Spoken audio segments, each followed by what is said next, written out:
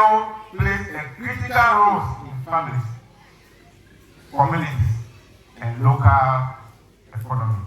Yet, their representation in leadership and decision-making remains limited. Inclusive governance requires equal opportunity for women to lead. Safe spaces for women voices to be heard. Support girls' education and leadership development. The government continues to support gender mainstreaming through affirmative action initiatives, social protection programs, capacity building for women leaders. I urge our communities, especially Lakpo and the women of Lakpo, to participate in leadership. Challenge harmful cultural norms that limit women's participation. Live on Zimbo TV GH News in our studio here at Dabala Junction. I am Peter Nate Agboyoma, and today we are bringing to you on local governance where the Gender and Reproductive Health Advocacy Youth Grey Network, supported by the Canada Fund for Local Initiative CFLI FCIL, hosted a community Durbar at Lakpo in the South Tongu district of the Volta region. The event, held under the theme Strengthening Inclusive Governance in Ghana through Youth and Women Leadership Development and Advocacy campaigns, served as a platform to bring governance closer to the people. Organizers brought together traditional leaders, community members, and government stakeholders to discuss how to break the barriers that prevent women and young people from leading. The program emphasized that for Ghana to achieve true development, every citizen must have a voice in how their community is run, connecting participants to leadership spaces and essential skills to ensure that the people from the grassroots are no longer left out of the decision process. Mr. Edward Tay Sapon, the lead coordinator for the 2025 and 2026 Canada Fund for Local Initiative, explains the dynamism in governance system of different countries and urges for a more engaging and open system in various communities where deliberations on issues should be decentralized to institutional basis. In the eyeball, that means you are lying. So we have cultural differences. So we have to look at our setting and see what works for us. Then the track word is that we should keep on engaging, because the young ones have brilliant ideas. And my last appeal is to parents, to guardians, and to Nahanum here. The excess exposure of our young ones to technology is also slowing down their appetite to sit down and talk. Because with technology, they look at the screens and they skip. So when we call them to sit for a long time, they feel bored. So we should, as much as possible, slow them down with the exposure to technology, especially kids who are not up to the age of 16, so that we can have our kids and we can sell ideas to them. So we are happy for the engagement that we have had here. You have scored another point with the civic leaders that you have just showcased through the director of Ncce. I know you want to score more points, but we are here to see what the other partners will also bring on board. But we are super elated with the performance of the engagement platform. We say thank you to the NAM, thank you to Great Network, thank you to the partners that are gathered here, the Assembly, the Ncce, and we look forward to creating.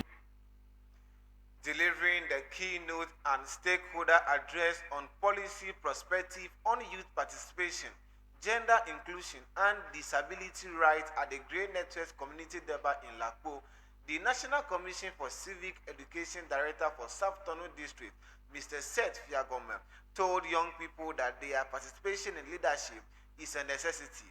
He noted that since youth make up more than half of the country's population, they must take prospective interest in governance structures that affect their daily lives. He urged them to look beyond just voting to seek active roles in unit committees, area councils, and district assembly subcommittees election. Mr. Fiagorme reminded the youth that their voices and ideas matter, but they must use constructive advocacy instead of violence to hold leaders accountable. He encouraged them to step up as leaders of today to secure the future of their communities and the South Tongu district.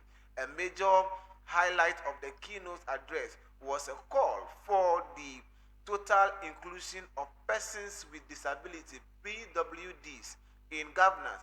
It was noted that disability is not inability and that PWDs often have the potential to lead but are denied the opportunity to access to do so.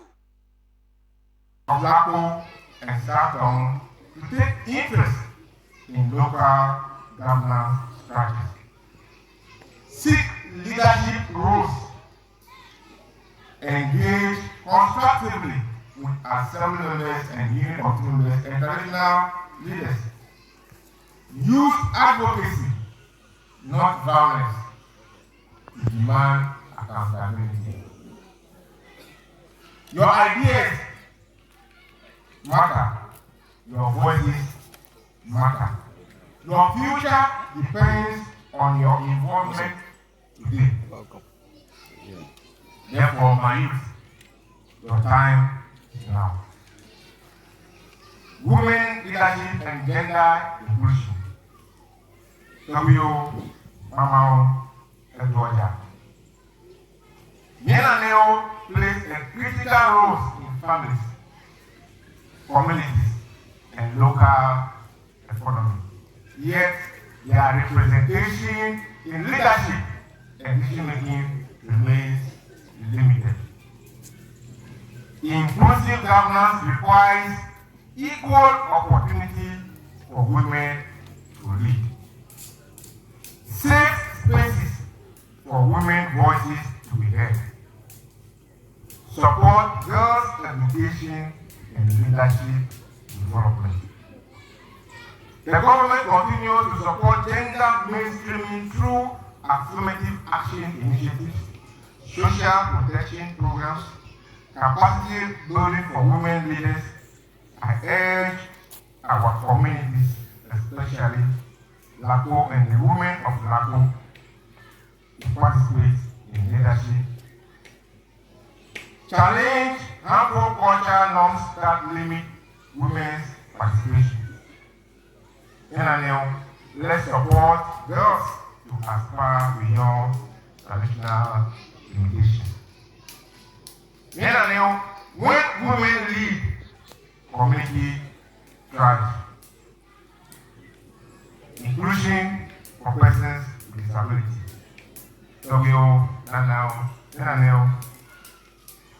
Georgia. Inclusive governance also means leaving no one behind, especially persons with disabilities. Disability, as we know, is not inability. What persons with disability often lack is not potential, but opportunity and access.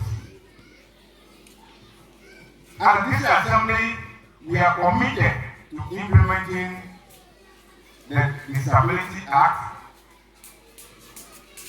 ensuring access to public spaces and services, supporting advocacy and participation of persons with disability in community development. I call on all stakeholders, national authorities, families, and civil society organizations to promote dignity, respect, and inclusion of persons with disability in decision making. As I conclude, the community Durbar at Lakpo featured a detailed program that moved from expert policy talk to direct community action. A representative from the Canadian Embassy, Edward T. Sapon, the lead project for 2025 and 2026, also spoke, highlighting how international support helped local youth to take control of their health and income. 2026, a year of implementation.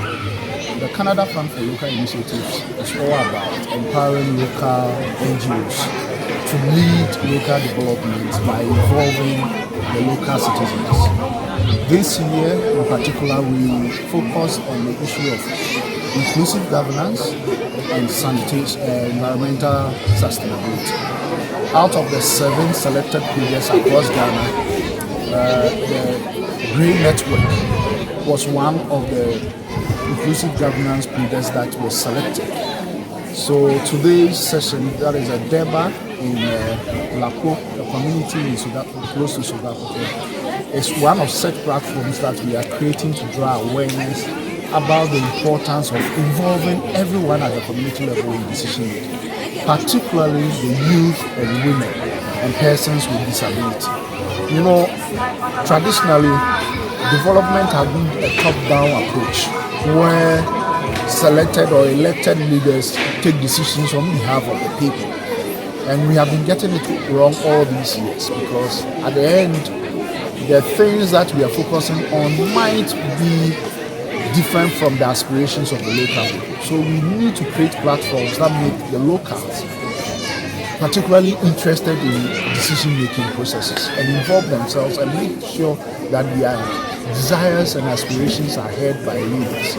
So today's session was particularly successful here in the community of Lakpo, near Fiagorme, because here we have seen traditional leaders, people from the clergy, people from civil society, people from the civil education sector, people from civic education and even the electoral commission gather here to meet the youth and women, mothers, fathers, and community leaders to dialogue as to how we can make sure that every voice is heard at the community level. And the atmosphere here has been conducive to the extent that young people, even below the years of 15, were able to take the mic and voice their concerns, ask questions to their leaders and get responses from their leaders. This is an example of what a practical community dialogue and involvement in decision making looks like, and we are particularly happy.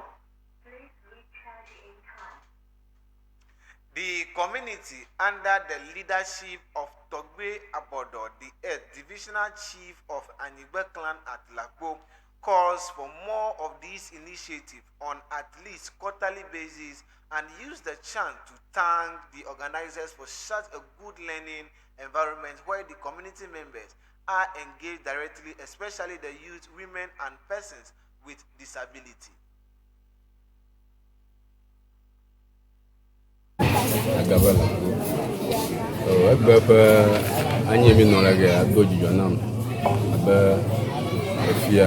Ghana ni dɔbɔ le Lakpo ena be mía viwo le Lakpoa wofɔ mi wokpɔ dzidzɔ ena be ɖeviwo katã ƒiwo etsɔme ma nɔ si wa to abɔbɔ ya ma wokpe ɖe be etsɔ ye gbɔna va nɔ si ke megble do wo hã be ke ya ma nye susue o ele be wagame dzi yim awo xe ya ne kple zu be ɖeviwo ƒe susu wa naga si ɖe dzi wònye be wova mi va gbe ɖeka lie ko ye nye be mi gate ŋu gava agava nɔ wotu ɖo la ɖewo hã vie wosrɔ̃ gbea ɖewo hã yi tso gbɔna agava ŋlɔ be ke ado dzidzɔ na mi be lãnu vavam alo every alo kɔta every year ne miava ava nɔ ɖeviawo nyɔm le agbakɔƒe Lakpo electoral area.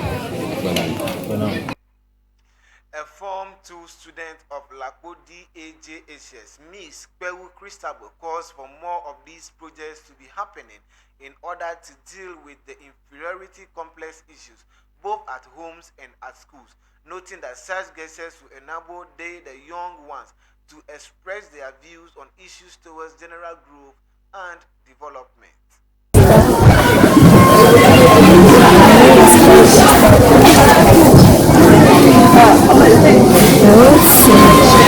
talk about something if they are making decisions, they can involve the young ones because we can have something in mind that we can maybe to help the community, so they involve us.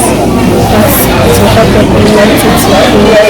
And I think if they are making decisions too, they can call us. We sometimes make mistakes, we are bound to make mistakes, so we should set our view so that it can help us.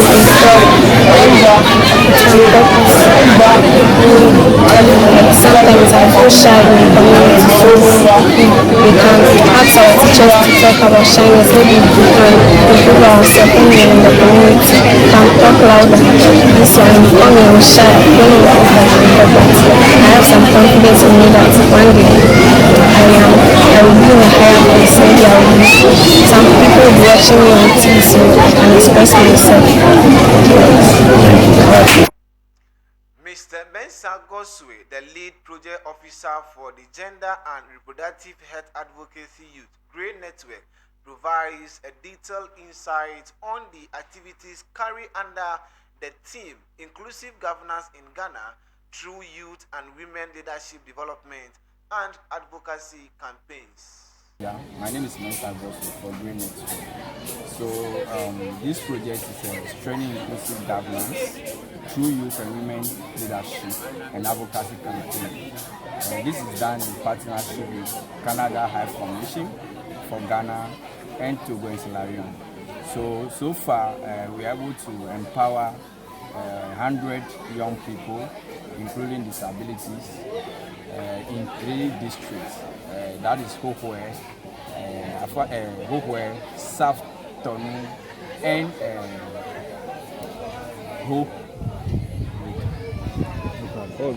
So we build their capacity in advocacy, social mobilization, campaign, leadership, and also use of the civic platform to promote inclusive governance.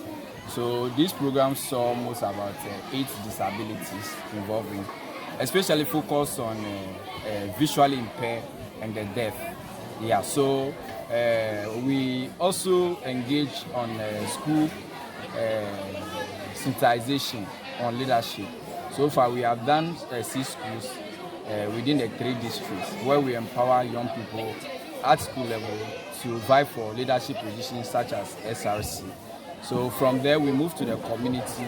So we have engaged so far in 2 communities where we bring young people and elders, chief and opinion leaders to see the synergy, how best when it's time for leadership decision, how best they can involve the young people in leadership position and decision making.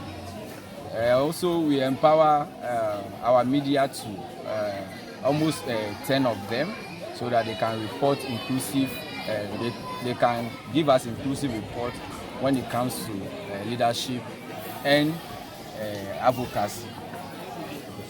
So today we are in Lakpo, a community in South Tongu. The engagement is a community engagement where we bring young people, elders together. Ending our news broadcast is Mensa Goswe, the lead project officer for Grey Network.